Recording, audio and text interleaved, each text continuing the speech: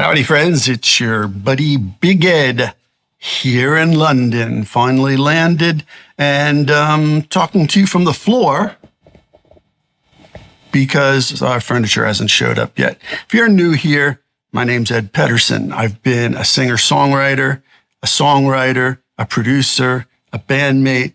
I've been doing this for 32 years, full-time professionally. If you have questions, let them rip.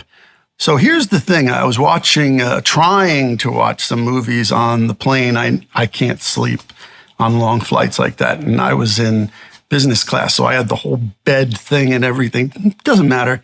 I can't sleep. But I like to watch movies, especially late release movies, new releases, because I'm probably not going to have the time to get to the movie theater. That's one of the things I enjoy from long late night flights. So I'm going through, and there is nothing. All the new releases were garbage. I started a couple, ones that I had heard some buzz about. I couldn't even get half an hour into either. But there was a documentary on Carlos Santana. Now, I'm neither a big Santana fan or no Santana fan. I'm kind of in the middle. I have a lot of respect for Carlos Santana. I'm just not a huge fan. But there were a couple things he said in this documentary and how he got his break that were really illuminating. The first one was, he played a lot of guitar as a teenager and left Tijuana, Mexico to come to San Francisco, right when San Francisco was really becoming a thing. But he got his first break because he was climbing up a storm drain to sneak into the Fillmore to go see a show because he didn't have any money. And Bill Graham, the promoter, heard a racket outside his window and was like, what is going on? He looks down, there's Carlos.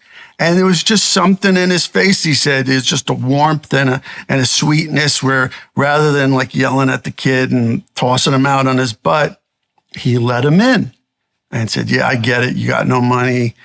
Carlos pleaded his case. And he's like, so let me ask you this. Are you in a band? And Carlos was like, I have a band. He's like, what's the name of it? He's like, we don't have a name yet.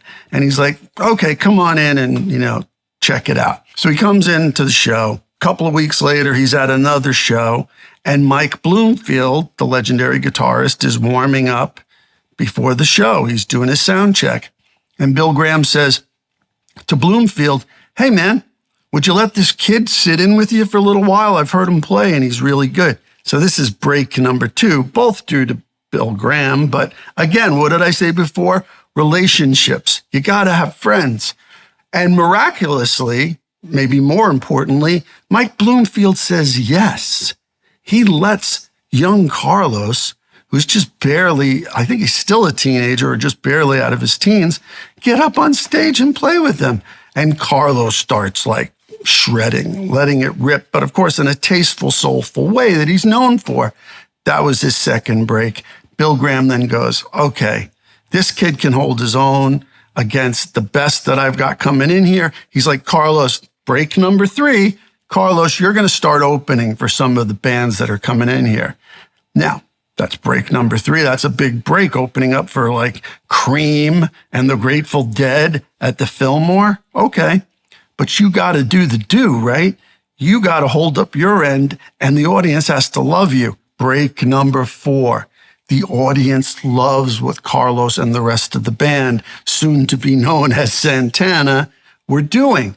They just had their own special voice, their own personality, and everybody, that crowd anyway, related to it, and soon the entire world related to it.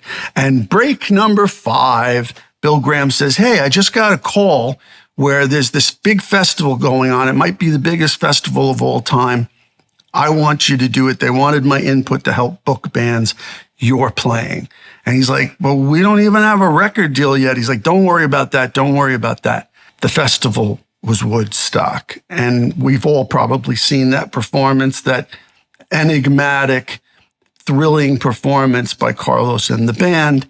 Well, they recorded their debut album a week before Woodstock and a week after the record label, after seeing them perform and how that audience, that massive audience responded, they released the record and the rest is history. So yeah, We all need some breaks. But if Carlos hadn't been a sincere, honest, and kind person, which is what Bill saw in him when he chased him down from climbing up the drain pipe, trying to get into his club for free. And if he hadn't been able to pull off the goods when he got all of those breaks, we would never know about him probably. So you need the breaks, but you need the goods. You have to practice. You have to be ready. And you have to be nice to people. We all need friends, relationships, relationships, relationships.